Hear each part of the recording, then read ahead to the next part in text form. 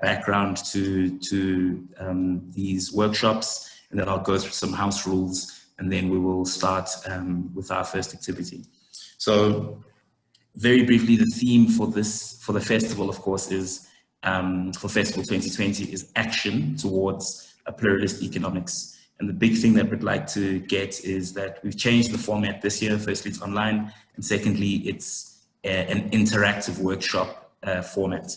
It's a format that we're really trying out because in the two previous REFA festivals, they've been a lot about debates and different dialogue and debating. But this year we thought that firstly, let us focus it on action. And so the big thing at the end of today's session and tomorrow, today's two sessions and tomorrow's session is that we're going to come up with a grand list of actionable items that the REFA team will implement with all of you.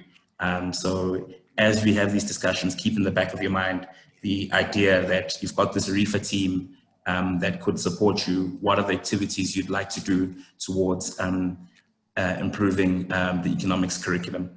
So basically this is also about sharing insights and skills, best practice. So a lot of it is about not just having speakers who will lecture to you, but also sharing your own insights and us having a debate and making connections.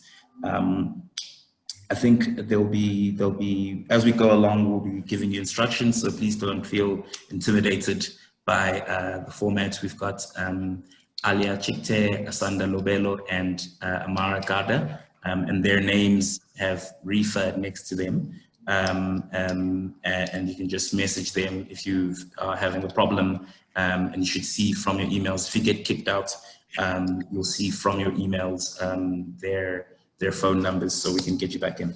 I'll just get into the house rules, then get into introducing the speakers who will speak a bit later on, and then we'll kick off with our first activity. So the house rules in general are that please familiarize yourself with the Zoom function. Things like, watching out that you're muted, watching out for background noise. If you need to get someone's attention, you could click participants, and then a screen will form on your right that has everyone's name. At the bottom of that white part of the screen should be the raise hand function, and then we'll address it either by messaging you in the chat, or you can message one of us. I think please try to take away all distractions and be as focused as you can, so perhaps close your other tabs and emails. And also please try and put your full name. So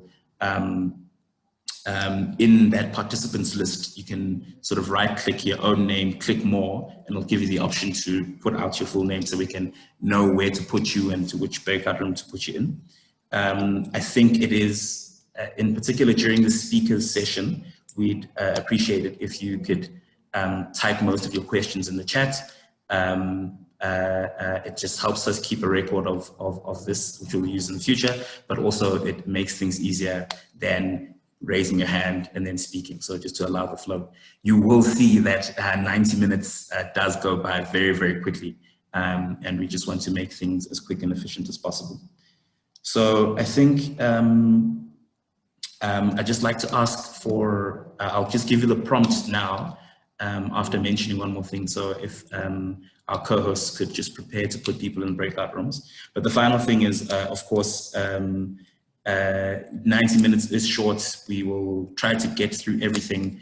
When you're in the breakout rooms, having your discussions, please also keep a note of the time, but also keep a note of how much time you're speaking.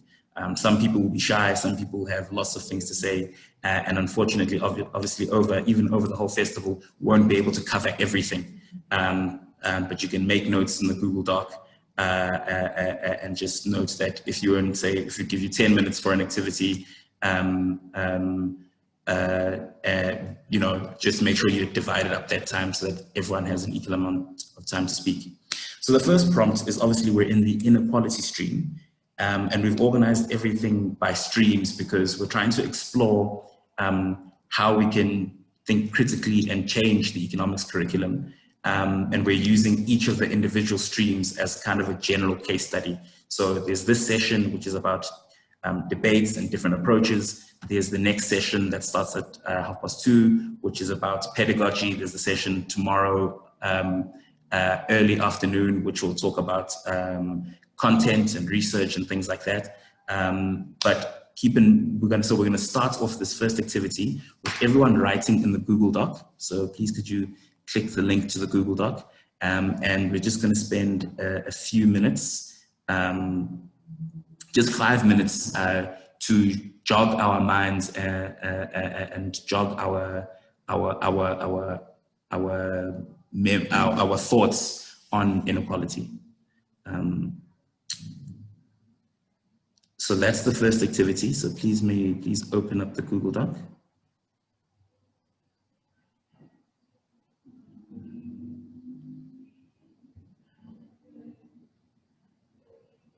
Called Confronting Inequality, the South African Crisis, published by Jacana Media in 2019. He's interested in promoting political economy, economic history, and the history of economic thought in the teaching of economics.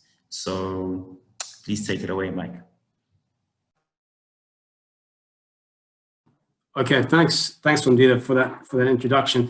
I just want to share a screen. Can you see that? And yes, can you hear me fine? Okay, let me just start the printer. Yeah. Great. Okay. All right. So yeah, thanks for the REFA team for inviting me and giving me the opportunity to speak and engage with everyone today. I've enjoyed the engagement so far. And so I've been given the brief to speak about global inequality and what thinking about global inequality can mean for our efforts to transform the economics curriculum in South Africa. And so I thought it would be good to begin with this graphic, which was taken from Oxfam's latest Global Inequality Report, just to orient us to the depth of the problem of global inequality. This is a graph of the Oxfam 8, the richest 8 men in the world. I think Jeff Bezos has now moved up in the world since COVID-19. I mean, he's earning, I think, in excess of $300 million a day. But the point is that the cumulative wealth of these 8 men is equivalent to the wealth of the 50% of the world's population. That's billions of people. And I think that puts the problem of global inequality into a proper perspective. Now, since the 1980s, income inequality has increased virtually everywhere. And this is a graph I've taken from Thomas Piketty's latest book, Capital and Ideology. And it shows the increase in the top decile share of national income in India, United States, Russia, China, and Europe. The increase has been most pronounced in India, the purple trend line, but also notice the spike in Russia, the red line, at the point 1990 to just after 1995. And this was as a result of Russia's shock adjustment to neoliberalism after the collapse of the Soviet Union, which Naomi Klein speaks about really vividly in her book, The Shock Doctrine, which I'm sure some of you are familiar of. But what we also see with this increase in inequality is that it has come at the expense of the bottom 50% of the population, whose share of total income fell by 15 to 20% between 1980 and 2018. So this is a story of the rich getting richer. Now, national inequality is at its most pronounced in the developing world. Inequality in these countries has also always been high. The developing world never experienced a phase of egalitarian capitalism like the social democratic period experienced in the global north before its neoliberal revolution in the 1980s.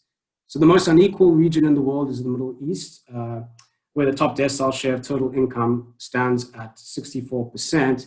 And this is basically at par with the most unequal country in the world, which is, of course, South Africa. Now, if we turn to globalization, or the relationship between globalization and inequality, And this graphic illustrates the results of the work carried out by Branko Milanovic and his colleagues. And I noticed that this, one of his readings was set as a background reading for the stream. So maybe a few of you are familiar with this graphic.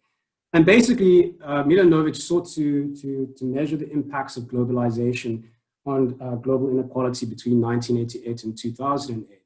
Now, this is taken from Thomas Piketty's work, who's given us updated figures to 2018.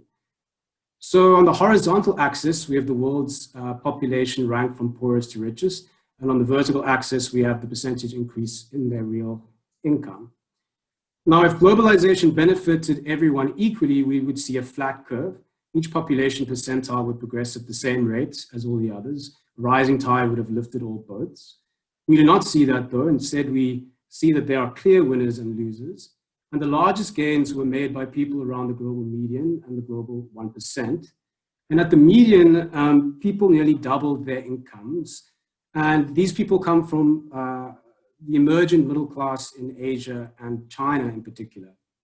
But after the median, notice the decline, and things decline quite sharply until around the 80th percentile, where there's really negligible gains.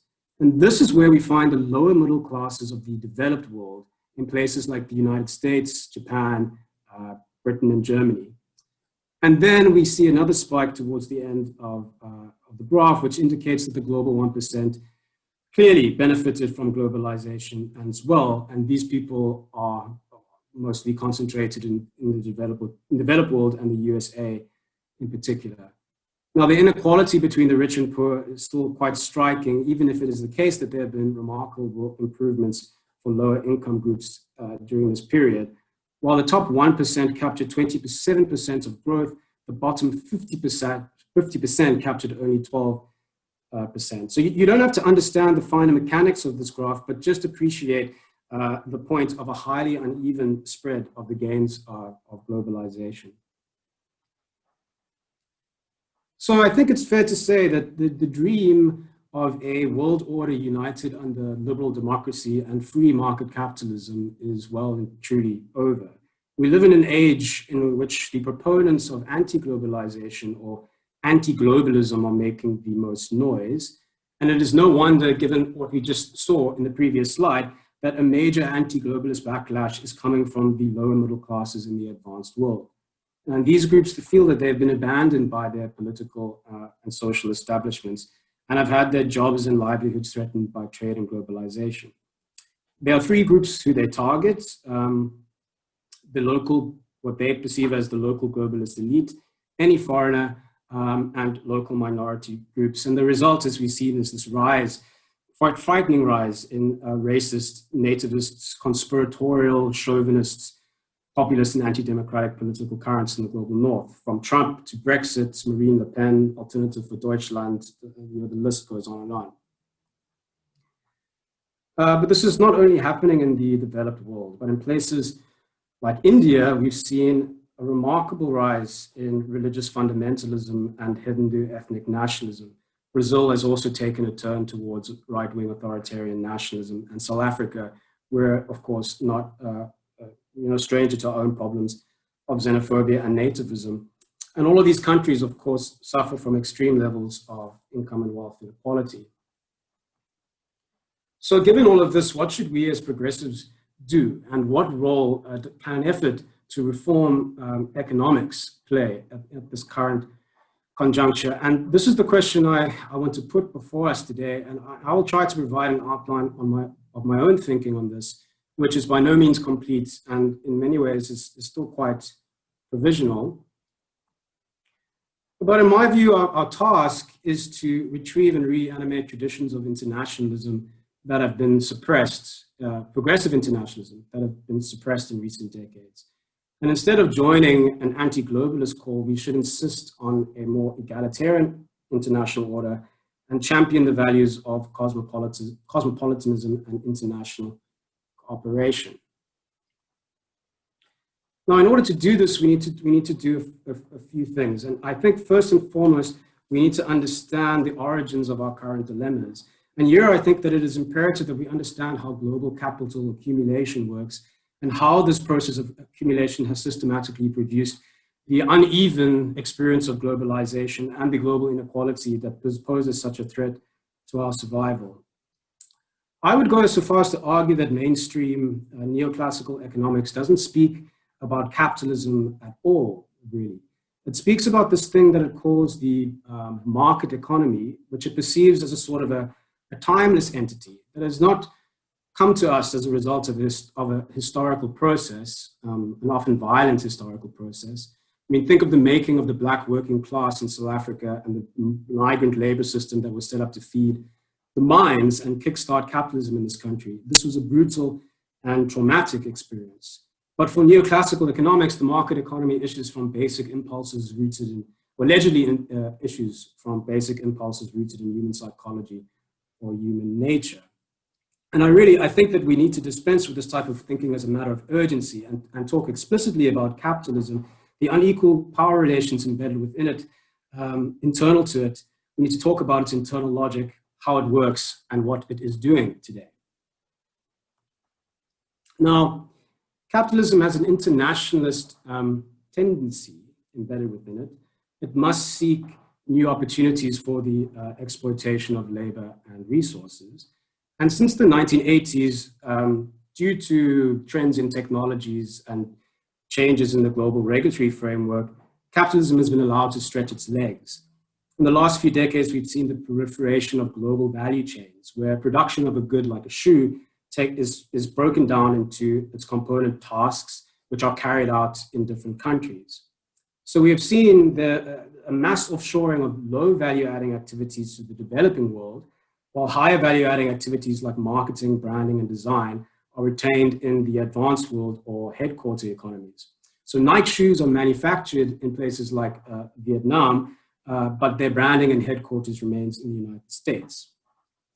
Now, I would argue that there's a crucial imperialist dimension to this. If we think of imperialism not in the old-fashioned way of one country dominating another, but just as the extra-national extension of power and influence. And under globalized capitalism, lead firms, multinationals from the advanced world, can exploit differences in international labor costs to earn super profits. Now, the consequence of this, as we have seen, has been quite devastating to the industrial working class in the advanced world, where there has been deindustrialization as manufacturing jobs have left to the periphery. But on the other side, global value chains might have given some significant opportunities for industrial development in the global south, but they've also led to greater dependency on the strategies and activities of lead firms for economies producing at the bottom of the value chain. And I think that the fragility of this global organization of production may be revealed in the aftermath of COVID-19, where processes of relocation to production at home may occur, as lead firms may feel it is too risky to operate supply chains on a global level. And those developing economies who have failed to diversify their industrial base will be incredibly vulnerable to this process of relocation, which, if it's combined with capital flights out of developing countries at the moment, searching for safe assets as a result of the COVID-induced crisis, this all signals a very difficult time ahead for countries in the global south. Now, what this also tells us about capitalism is that it does not evolve in a linear or orderly fashion. It is defined principally by an unevenness in terms of the industrial development that it generates. And this unevenness is spatial, occurring not only between different nation states, but also internally within national borders. Think of the difference in the development experience of Detroit and Silicon Valley in the US since the 1980s.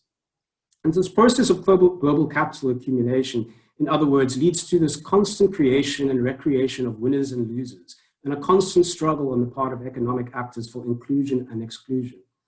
The question we must ask ourselves, I think, is whether we can imagine an internationalism, a coherent articulation of a unified global interest in this highly chaotic and contradictory international system. Can we imagine, quite concretely, can we imagine a common cause being formed between a victim of deindustrialization in the global north and a victim of sweatshop labor in the global south? So one of the consequences of the collapse of the progressive movement since the 1980s, since the neoliberal revolution, is that we have lost confidence in the idea that a different international order might prevail, that a progressive movement or a coalition of movements coming from across the globe might help realize an alternative, more equitable, less chaotic, more reasonable world order. So what we also need to do is to become re-enchanted with the idea of humanism, so eloquently put by the Jamaican anti-colonial and feminist philosopher Sylvia Wynter. In her words, we need a new mode of experiencing ourselves in which every mode of being human, every form of life that has ever been enacted is a part of us, we are part of them. Now, this is a practical imperative, even though it sounds abstract and perhaps a bit moralistic at first view. But as Wynter notes, we simply cannot deal with the problems that confront the species unless we somehow are able to find common cause and reject the impulse to protect short-term narrow interests, to close borders and embrace different forms of nativism and national chauvinism. So Wynter, she said these words in the year 2000. This is before the global financial crisis and before COVID-19, which have worked to exacerbate our global problems and global inequalities. And it was also before the rise of the far right and the distinct possibility of a turn towards even more regressive and anti-democratic world order. So I don't think that people like Noam Chomsky and Yanis Varoufakis and others at the newly formed Regressive International are being hyperbolic when they say that we encounter a choice between internationalism or extinction. And concretely, for this to work, we need to think about how to reform institutions of global governance so that they can better serve the poor and marginalized and more adequately confront the climate crisis and the crisis induced by COVID-19. Now, clearly, this is all very difficult. These are very difficult questions to answer, and it's difficult to imagine exactly how a progressive international order might be realized. But at least we can take comfort in the fact that the question is being asked. And this is the first time that this has occurred with such frequency, at least in my lifetime. Because even those previously complacent about the future of capitalism and globalization seem sufficiently unsettled by the current state of things to themselves have to imagine an alternative way of organizing global affairs. So Klaus Schwab, who's the founder of the elite World Economic Forum at Davos, thinks we need a massive reset of capitalism. And in his words, not mine, an entirely new and equitable foundation for our economic and social system. The Financial Times, who's once a bastion of neoliberalism and free market fundamentalism, is now calling for redistribution and an end to the long prevailing view that the market knows best. Can capitalism be saved is a question that's being asked in popular Netflix documentaries, and a simple YouTube search will reveal multiple debates on whether capitalism or socialism is fit for purpose. And this would definitely not have been the case 10 years ago. So it seems like it was an exceptionally long time ago that Francis Fukuyama wrote that modern liberal democracy and free market capitalism as crystallized in the United States constituted the end of history, where all fundamental questions about social organization had been settled and answered once and for all. That piece of work has not aged very well, as Fukuyama himself has now come to acknowledge. So what role can economics play in all of this? I'll give some of my thoughts on this now.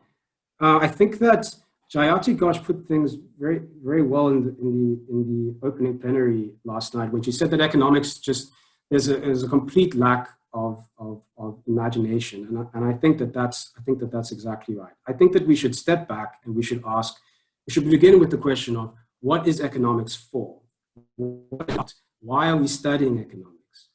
And here, I think Thomas Piketty, who is writing in the context of inequality, is right to argue that what we need is not so much a reform of economics, but a return to the original preoccupations of political economy. The classical political economists like Marx and Mill and Smith understood that what they were doing was part of a broader political and social effort. It was bound up with moral energy or purpose, if you will. They asked which public policies and institutions bring us closer to an ideal society.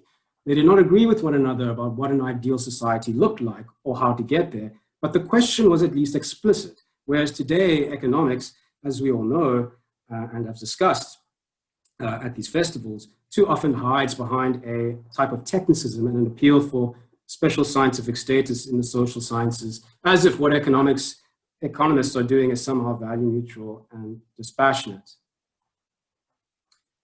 And I think today, where we confront these profound existential issues, of which inequality is only one, we need to clarify the ends of economics. So what is economics for? And here again, I think Piketty is right to suggest that ultimately, and it's interesting in one of the breakout rooms, this came out in our discussion about how to incorporate racial inequality better in the curriculum. But Piketty is right to suggest that ultimately what we should strive to do as economics educators is to produce students who are able to confidently participate and take sides in public debate. And in order to realize this, I would suggest that instead of placing abstract theoretical models at the foreground of economics education, the mastery of technical skills, we should begin with the practical problems of the world, like global inequality, like climate change, like the study of capitalism, and imagining a post-capitalist world, even the question of the ends of economics itself. And this would mean incorporating these things into compulsory first-year economics courses and not leave them for electives like economic history or special courses taken only at graduate level. And of course, theoretical diversity and pluralism is needed here too. So how these practical problems emerge to us or come to us is going to differ depending on where we are in the world. And so in economics education in this vein needs to be context specific. And so from our position in the Global South, I think that it's critical that we re-engage with the question of decolonisation. And there is no doubt that political economists like Sami Amin, Walter Rodney, and Kwame Nkrumah, I can add Amilcar Cabral. I was put in the Amilcar Cabral breakout group earlier. I should have included Amilcar Cabral here. But they did not think of their work as separate from a broader social effort to overcome neocolonialism and imperialism, which they felt constrained the development of third world societies. And I think that this idea is still relevant. I think that it needs to be modified in many ways, but I think it is still relevant, as I said earlier on.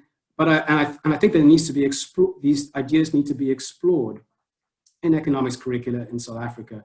Again, not in electives or in special courses in a graduate school, but within the mainstream curriculum itself.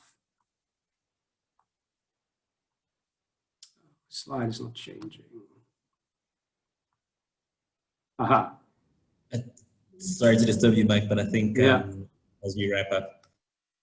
Yeah, so 2 more slides. So I just wanted to re-emphasize this question of power and studying inequality without studying the various ways in which power operates is just not going to be fit for purpose. Jayati Ghosh mentioned this yesterday in the opening plenary, and I just think that it deserves re-emphasis as much as possible. And just my final point is just to say that I think that this question of transforming economics doesn't make full sense unless we start thinking about transforming the university. So given all of these profound existential problems that we are addressing, we need to ask not only what is economics for, but what is the university for? Is it primarily concerned with the production of new elites that become accommodated to the existing order of things, or is it genuinely, not just in marketing speak, committed to transforming society around us? I think that these questions were being asked during the Fees Must Fall and Roads Must Fall movement, but I think that they need to be engaged with more seriously again today. And I'll wrap up there.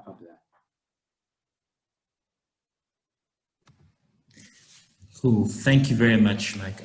We really, really appreciate your contribution, and especially because it gives us so much more to think about in the sessions we're having later this afternoon and also tomorrow, the 2 sessions, because it gives us a sort of a meaty set of things to think about in terms of how inequality happens, the trends that have happened, and also sort of how we return to it. I think that, noting the various writers who have been, who's given us the content to talk about global inequality.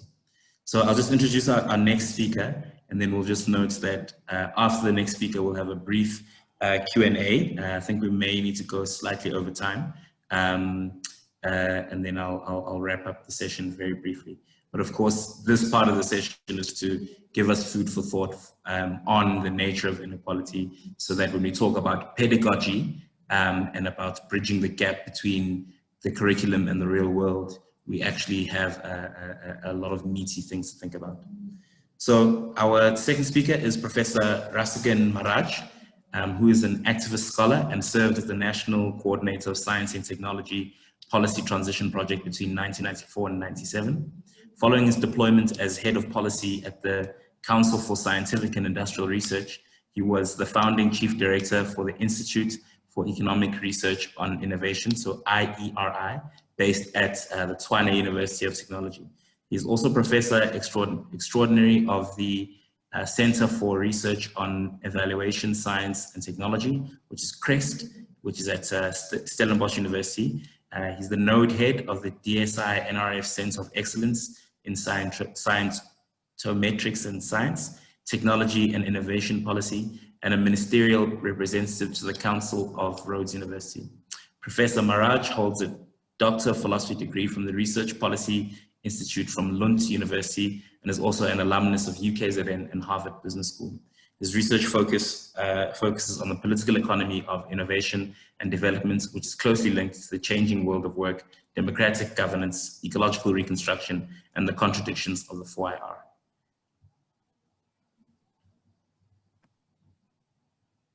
Thanks very much, Bandile. Greetings to all of the people participating, and also a lot of appreciation to Michael and the presentation that you've made. There's a lot of resonance between the presentation that you've put forward, Michael. So if you don't mind, I'd like to maybe cruise a little on your shoulders instead of presenting materials in the form in which you did. Yeah. So one of the slides that you used spoke about the end and the ends of both history and economics. I want to maybe shift tack a little bit to the other side of that, and maybe encourage that we pay a little more attention to the beginnings or the origins. So Bandile, I couldn't also not make a comment. You referred to Michael's presentation as meaty. So maybe the one I'm about to share with you would be considered vegan in terms of what I'm going to be raising with you, because they're much more essential to our being rather than what we've constructed around ourselves, and then spend a lot of time justifying and generating the type of inequalities that we see all pervasive in society. So I think a biological fact in terms of differences being real, but the question of equalities and inequalities being socially constructed, I would suggest needs to be taken much more seriously.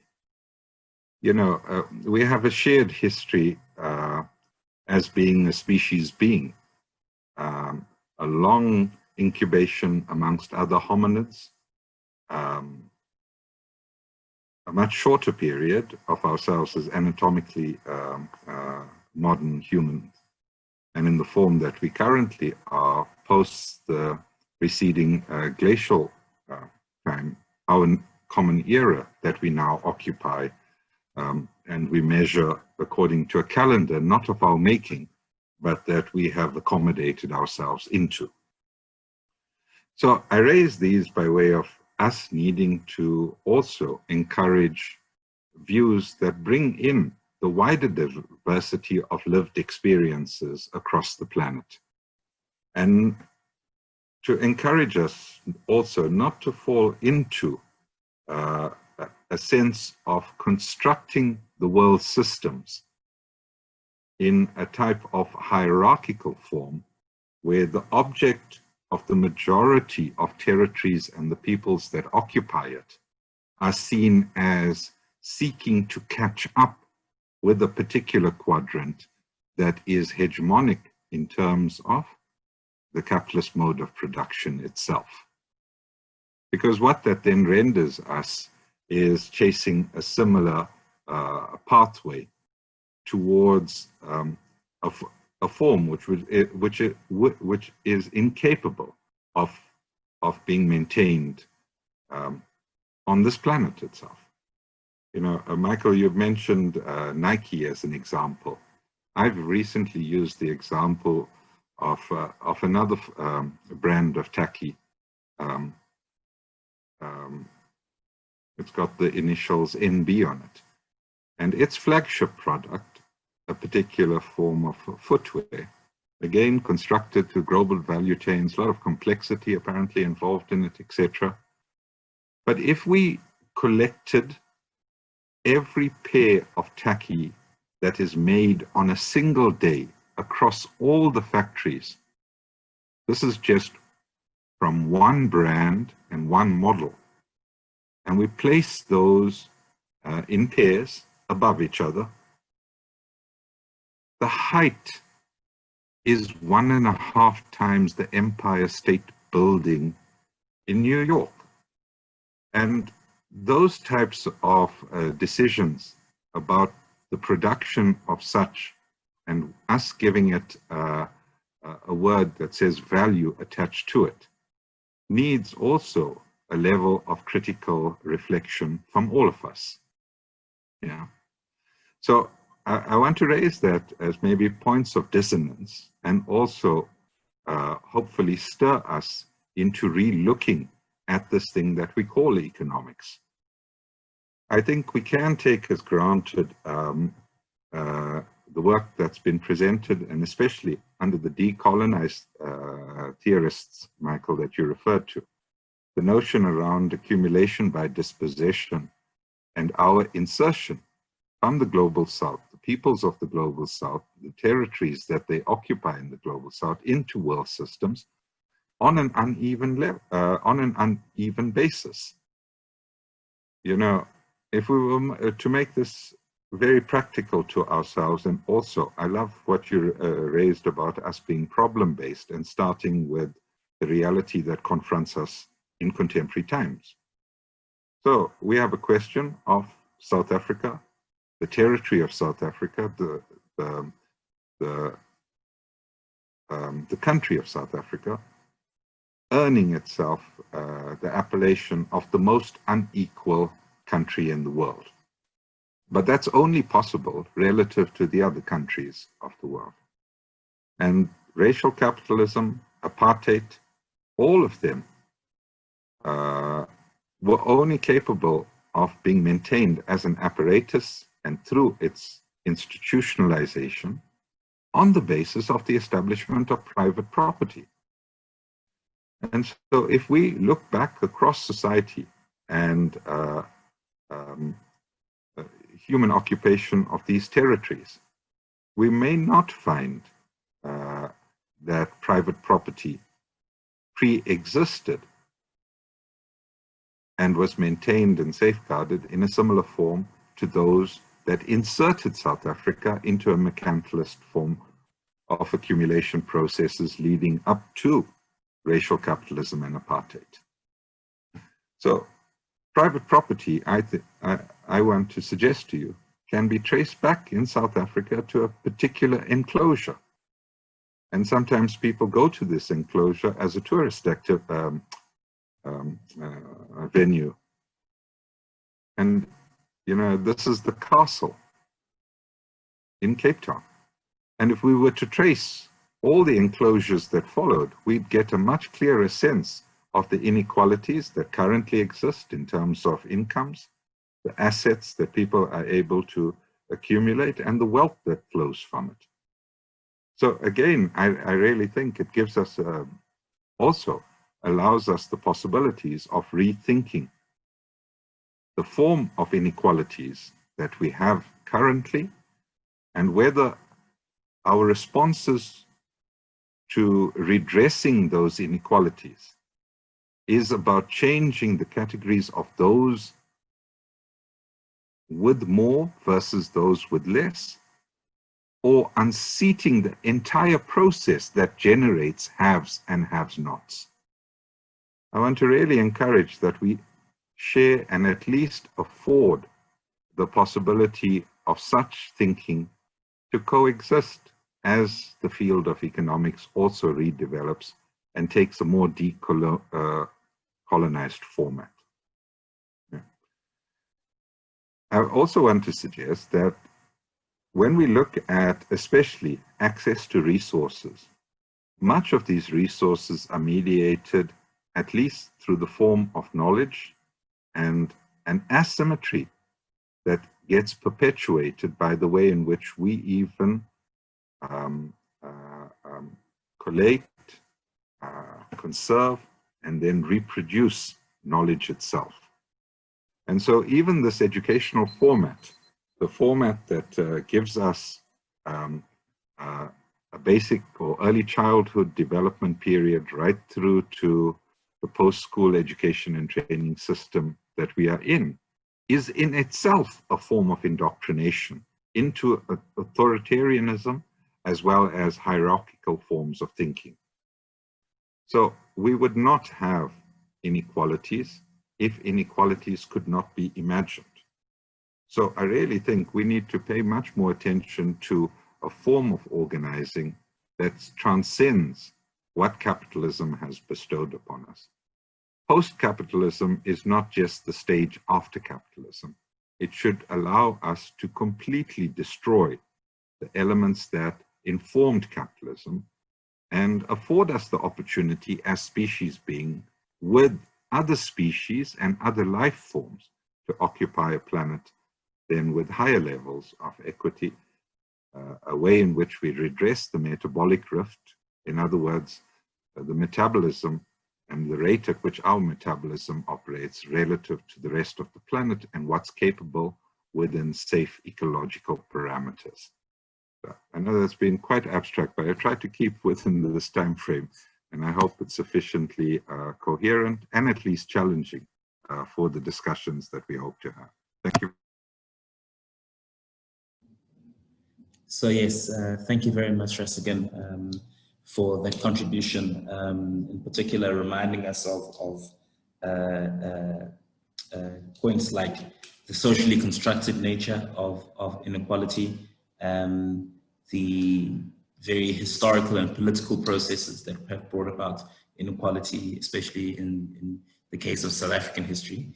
And I think all of these are very useful points that we can remember as we go on to the conversation. So we are very much out of time.